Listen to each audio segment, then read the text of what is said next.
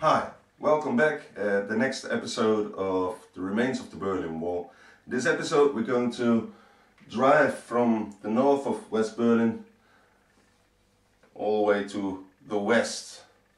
Nice trip, beautiful scenery, but first I've got to show you some more things that should have been at the last of the first episode. Driving up north on the 96, we find on the right side two names and one picture and their stories of Michael Bittner and Friedhelm Ehrlich, who got shot and killed to death on their attempts to escape to the west. When we continue on the same 96 in northern direction, we will enter Berlin again, and we will do it at a spot where they put a monument for Michael Bittner, who got shot on his attempt to escape to the west in this area.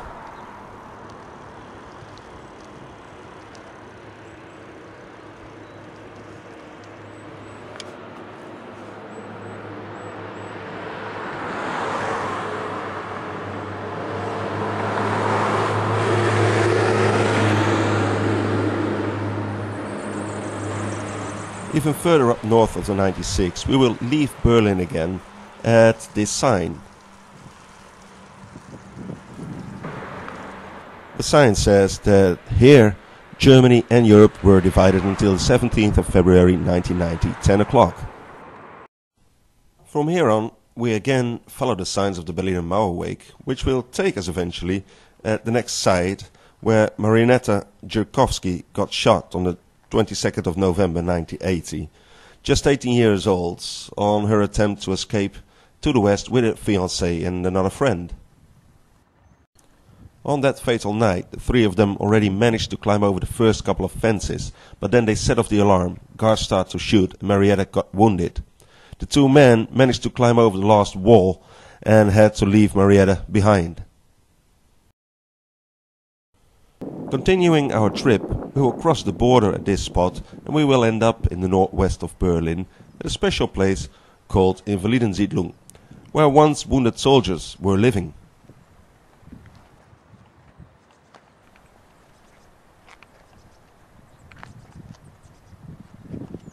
For more than 50%, the Invalidensiedlung was surrounded by the Berlin Wall.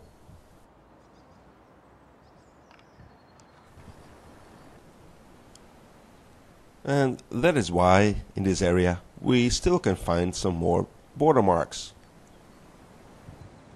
From this point on, we are going to use a bicycle road that is following the exact route of the patrol strip that was used by the border guards with their jeeps and motorcycles.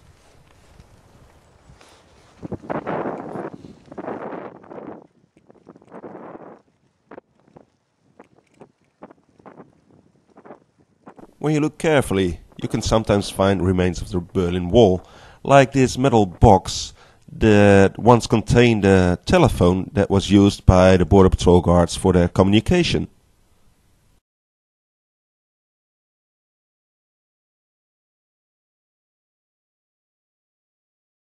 In this picture you can see how wide the border strip actually was and the route we're going to follow. Where once the border strip was, lots of young trees are growing now, and that's where we are heading for.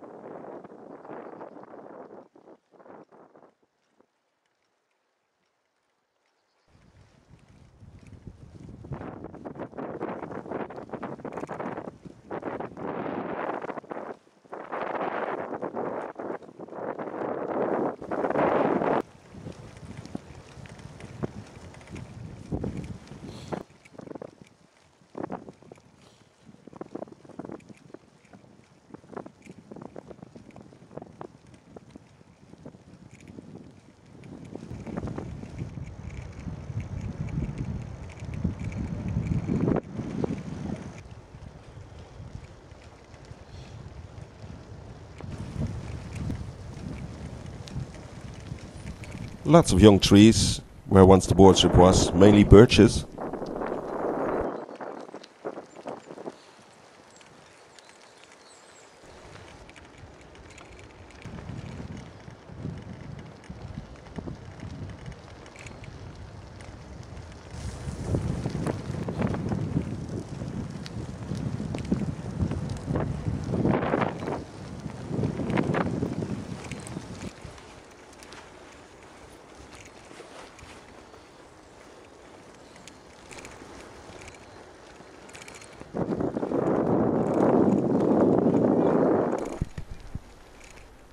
The original patrol strip was made out of big concrete blocks, and where the seams between the blocks used to be, the asphalt now is curling up. Lots of small hills on this strip. Make sure your brakes are working.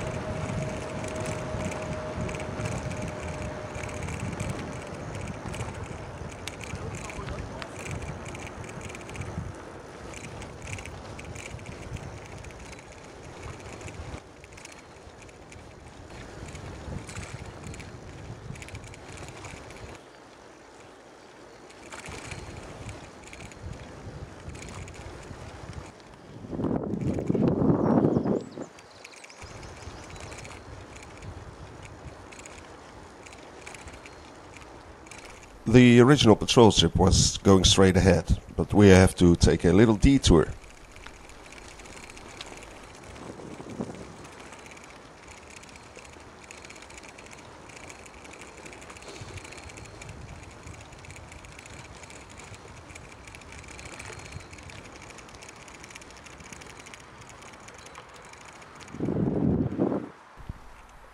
And the detour takes us to this bridge.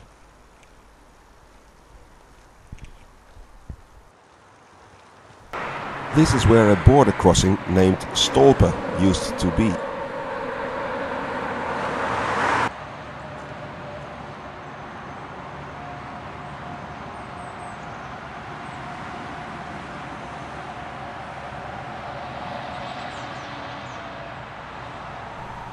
People traveling between Hamburg and West Berlin had to cross the border at Stolpe and sometimes wait for hours before they could continue their journey.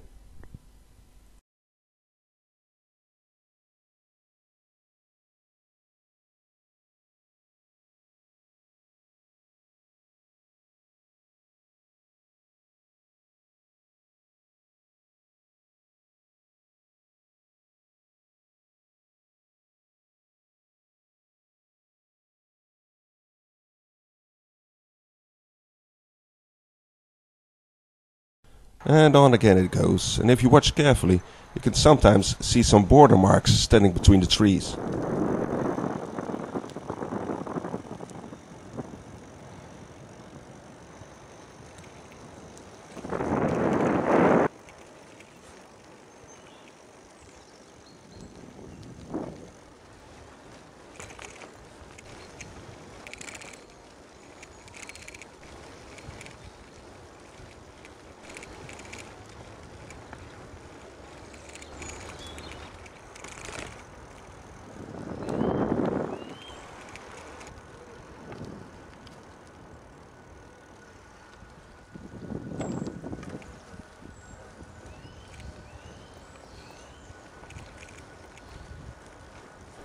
Leaving West Berlin again, this road was closed until the 13th of January 1990, quarter to 10 in the morning.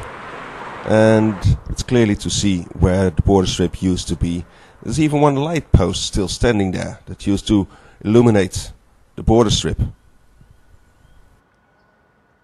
If you take a look at this map, you see the red dotted line where the border is, and that it goes exactly in the middle of the water. So we have to go up north, cross a bridge and find ourselves on the other side of the border again. And that is where we can find these last remains of the wall and some light posts still standing in between the trees.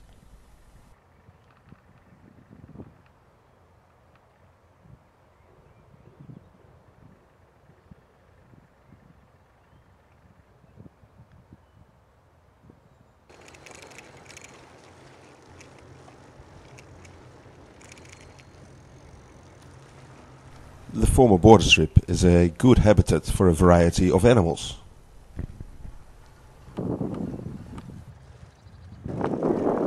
A small harbour where patrol boats used to dock now belongs to Bombardier, a train factory.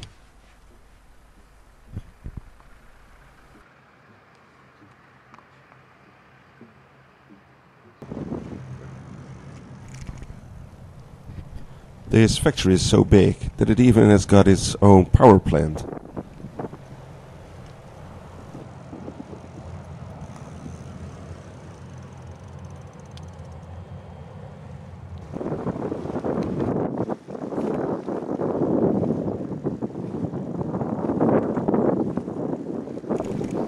Moving on, we arrive at a point where two victims of the Berlin Wall are being remembered. One of them, Peter Kreitlow, who tried to escape with 4 friends and got shot by a Russian patrol 2 kilometers from the border. And the other one is Friedrich Pisek, a Polish captain who tried to swim to the west and drowned.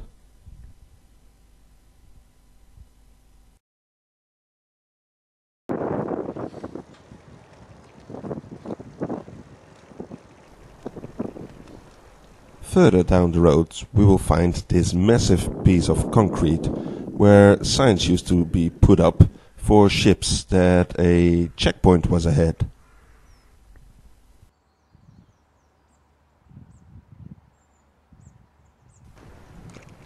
At this checkpoint that merely was a floating fence in the middle of the water, ships were checked by border patrol cars, so nobody could hide in it, and maybe after the fence try to jump off the ship and swim to the other shore, because there was West Berlin.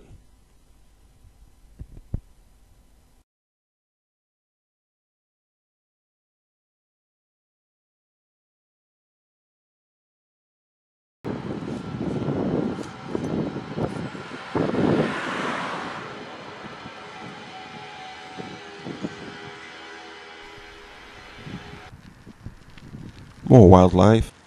At this point, the former border strip was now turned into a park.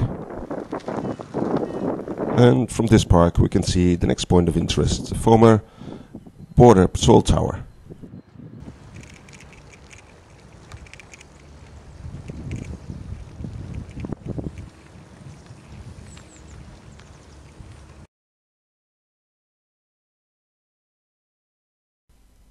This border patrol tower is one of the 5 remaining towers in and around Berlin and contains a fairly good exhibition about the Berlin Wall.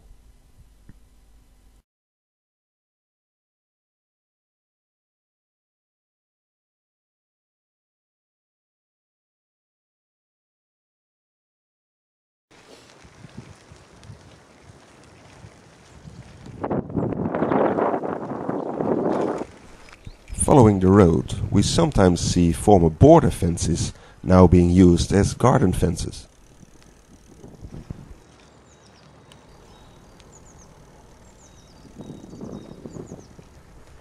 If you know where to look and what to look for, you sometimes will be surprised by remains of the Berlin Wall.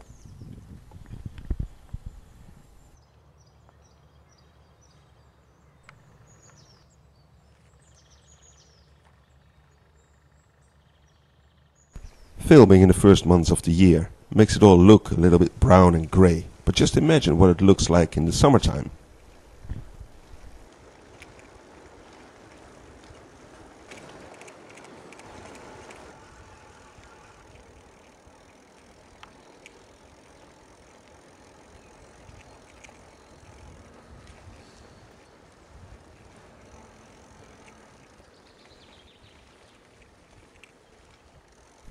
Our next point of interest is a place where West Berlin people had their allotments surrounded by the border strip.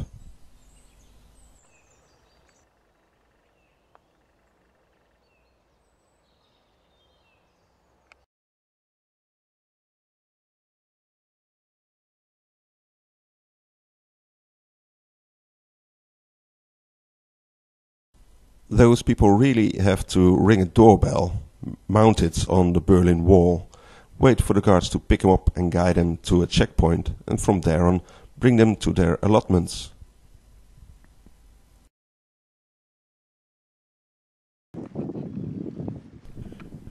Some of those allotments still exist.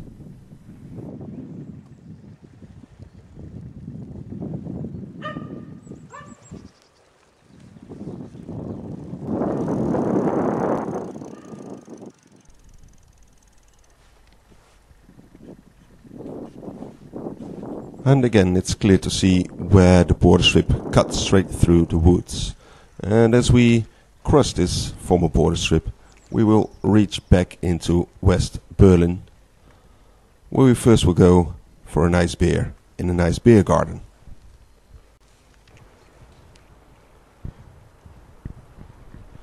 And that's where it ends for this part. I hope you enjoyed it, and we'll be back for the next episode of The Remains of the Berlin Wall.